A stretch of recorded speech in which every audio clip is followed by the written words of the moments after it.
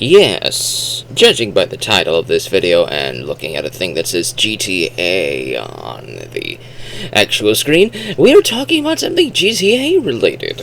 This time, San Andreas, another digital version that I played through. This marks the end of my classic GTA run-through, as I'd already played 4 and 5. And 4 is irritating on the worst day, and tolerable on its best days. It's more irritating than it is tolerable, unfortunately. There's a lot of crap in it that really irritated me. And unfortunately, a lot of the elements that started to irritate me in GTA 4 began in San Andreas, but luckily, not as much of the annoying crap is in San Andreas. San Andreas is, in my opinion, superior to GTA 4 in almost every single conceivable way. I don't know how they moved backwards when it came to car mechanics, but they did. In the process of order going from GTA 3, which was a mess, it was a prototype of an unfinished game. Vice City was the finished game with a new map and a much better game, probably way better. Not even probably, it is way better than 3 in every conceivable way, shape, and form. And then we went into 2 years development cycle into San Andreas, and then they did episodes from Liberty City and episodes from Vice City. Not episodes, Vice City stories and Liberty City stories. And I've already played through Liberty City stories. It was very irritating, but I managed to finish through it. And Vice City stories I couldn't get my hands on, so we're not going to be talking about that one. But having played through all of the classic GTA titles outside of Vice City stories, what are my thoughts? Which one's the best? Is it San Andreas? It is San Andreas. Although Vice City has some things that I like more than San Andreas. For example, its story. I think Tommy Vercetti and the story of Vice City may be superior to San Andreas. And I think Vice City's radio is superior to San Andreas. But that's more of a personal taste in music. I love 80s music and movies. I love 80s music. It's so good. 80s pop, the death of disco, but the dying disco is still bringing in music. And it's still pretty good. It's just a great time. Great music. And of course, the radio had Judas Priest. It had Iron Maiden. It had Quiet Riot. It had, I believe even Slayer was on there. And I don't know about Megadeth, but it had some great music, man. I loved it. I love heavy metal, man. I love heavy metal. I love thrash metal. It's a fantastic time. And Vice City had quite a bit of it. I was surprised. I am actually kind of curious why we don't have a heavy metal station radio in any of these GTA games. That's certainly a very missed opportunity, especially in a Liberty City type of aesthetic. Maybe you could have a heavy metal station, and especially in San Andreas, you could have a heavy metal station. You definitely should have one of those. I think Sleeping Dogs had a heavy metal station. Yeah, it did. Roadrunner Records station, which had quite a bit of stuff. I remember hearing Fear Factory in that one. That was a great one. That was a fantastic station. I think there's a metal station in one of the Saints Row games. I'm not exactly sure. My memory's a little bit fuzzy. I do love the mix in the Saints Row games, though. The mix in 3 and 4 is fantastic. But San Andreas has some good stuff. It's got some classic West Coast hip-hop underground. Not hip-hop underground, just West Coast hip-hop. It had The Chronic, Dr. Dre and Snoop Dogg. Man, I love that album. Both Chronic and Chronic 2 are fantastic albums. That's an example of a rare type of hip-hop that I like to listen to. I like hip-hop, underground, East Coast underground. I like conscious hip-hop. A lot of this stuff with like nice, cool beats, like the type of stuff you'd hear in the Chronic, the type of stuff you'd hear in AOTP. You could look that up if you want. But that type of beats, I love that type of stuff, man. I love it, and I love when the lyrics are actually really intelligent and trying to say something. Like, they're getting really into it, man. And I really like that, especially with the flow of the lyrics. The flow has to be very important. The flow is very important. See, you can have the most important message ever in your track, but if the flow doesn't work with me, then I'm not going to really listen to it. And it's very much opinion based, but in my opinion, a lot of the hip hop in San Andreas is very fun to listen to. I think there's even a Biggie song in here. I like that too. It's pretty good. There's a decent classic rock stations, some classic country. I even like the country music in this. And now I know where the meme of all my exes live in Texas came from. Most people who quoted that lyric that I remember hearing back in school when this game came out, a long time ago. That was a very long time ago. But when this game came out, what was it? 2006, 2007? 2004 to 2005. Yeah, and when it came out again, like San Andreas HD or whatever, that's when I heard even more about it. That song, All My Exes Live in Texas, that country song, it kept getting quoted by people, and I was like, what is that song? I've never heard of it. And then now I finally know, because I never looked it up, I never bothered to look it up, but I knew that lyric in the depths of my subconscious. It was sitting there for decades, and now I finally know what it is. I finally know what it means. It is a good song. I like the classic country music in this. It is very good. The map is massive. It's massive. It feels bigger than GTA 5. Although people say GTA 5's map is bigger than San Andreas. Almost like 3 to 4 times bigger. I may need to play GTA 5 again to confirm that, because it doesn't feel as big to me. San Andreas feels huge. There's like 100+ missions that you can do in here, and only 3 mandatory races, and the car mechanics are the best I've played in the series up to now, outside of GTA 5, which may be a little bit better since it pulls off of San Andreas' car mechanics. Luckily, I think GTA 4 pulls off of GTA 3, Vice City, and Liberty City stories' car mechanics, because the car mechanics from San Andreas are just missing. I remember playing GTA 4 and wondering why cars feel like they're on ice. The cars easily lose control. They feel like they're driving on ice, and it was very irritating. And now that I finally know San Andreas came out before GTA 4, and when I played it, I looked up all the stats. There's stats. When you drive your bike, you can build up bike proficiency. When you drive your car, you can build up car proficiency. And when these stats increase and max out, your handling and control over the vehicle types, it get better. The bike, when you max out bike proficiency, your grip on the bike is stronger. You can bump into things and not fall off. That's fantastic. I love that.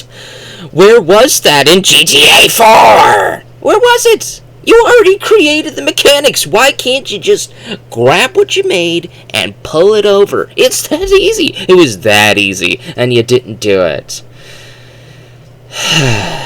Very irritating. Very irritating. But there's some car mod stuff in San Andreas that I really liked. There were some car mods, not as in-depth as GTA 5, unfortunately, but there was some car mod stuff. You could change the paint job of your car, you could change the tire style. A lot of this might just be decorative rather than performance, but there's some stuff like hydraulics and some other stuff like, I think it's called NAS, nitro fuel. I don't know if that's for like a speed boost or whatever. I never figured out the button to make the car go faster. I just would go in and grab nitro just because it looks cool in the car and whatever, so I would put that in there just for funsies. And San Andreas has had quite a bit of garages to store your cars in, but unfortunately there were a lot of problems. But there was some good stuff, you see.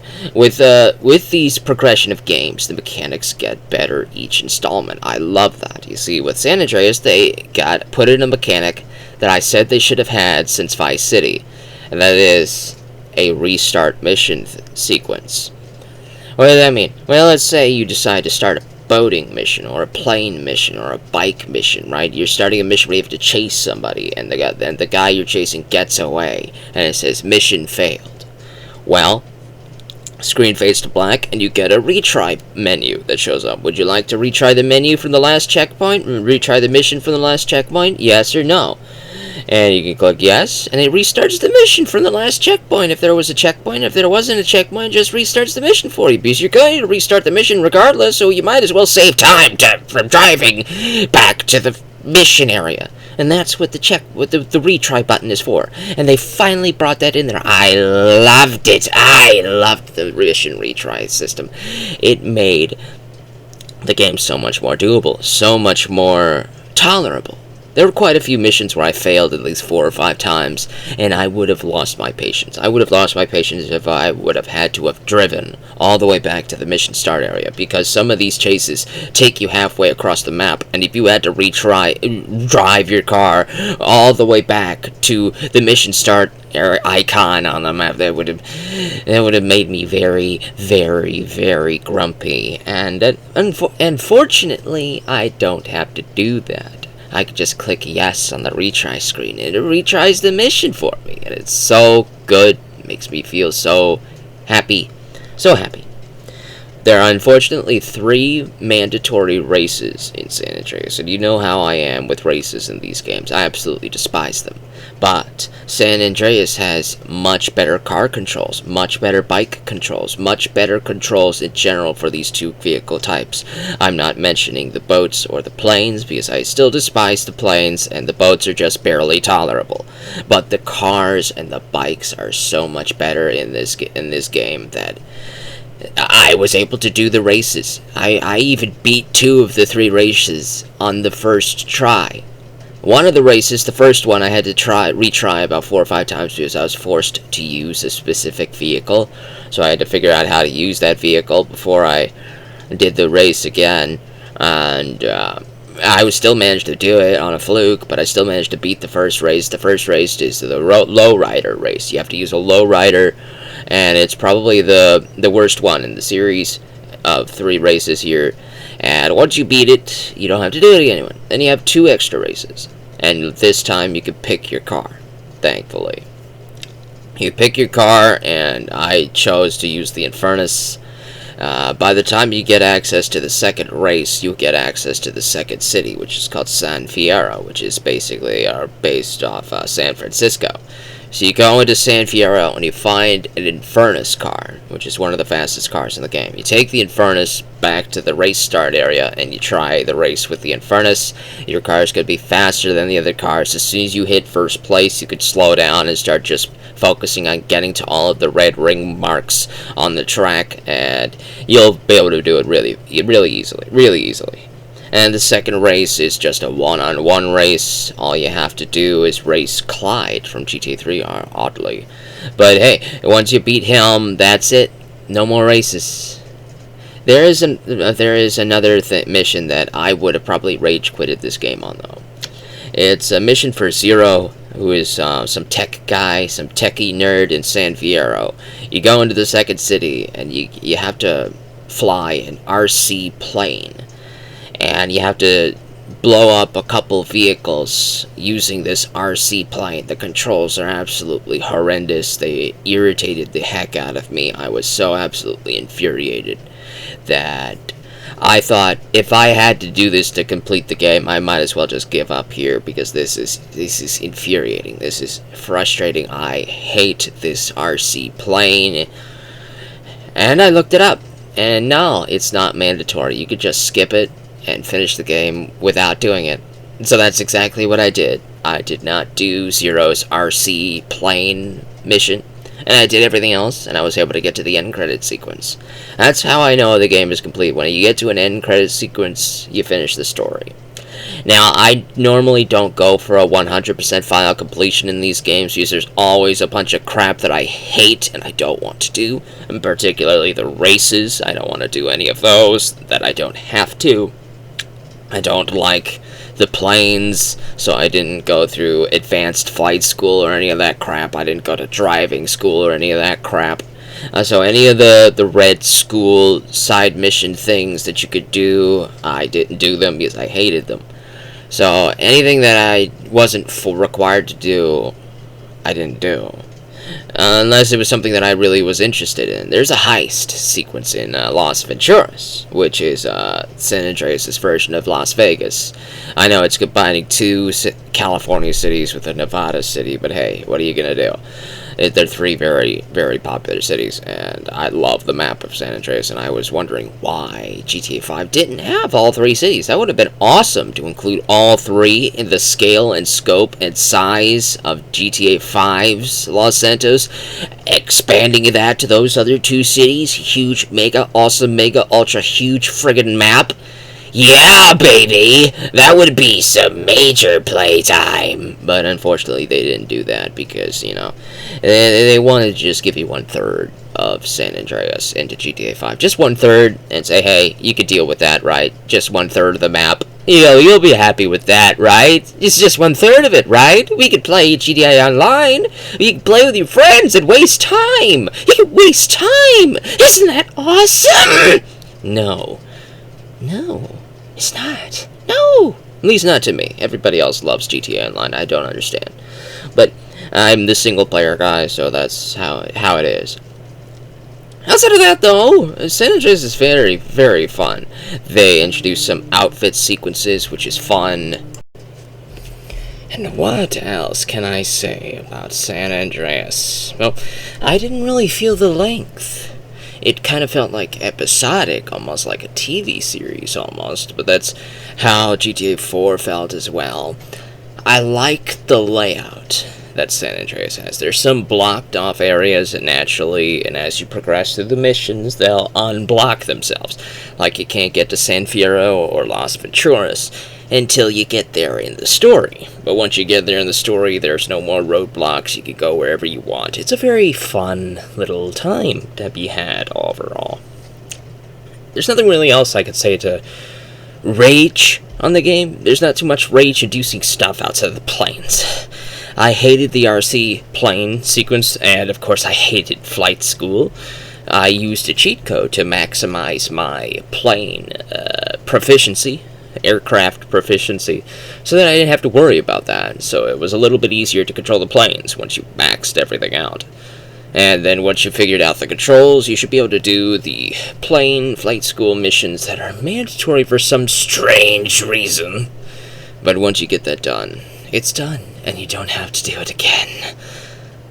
When I think about replaying games, I often think about that part being the part of the game that I dread having to do again, and makes me hesitate replaying the game.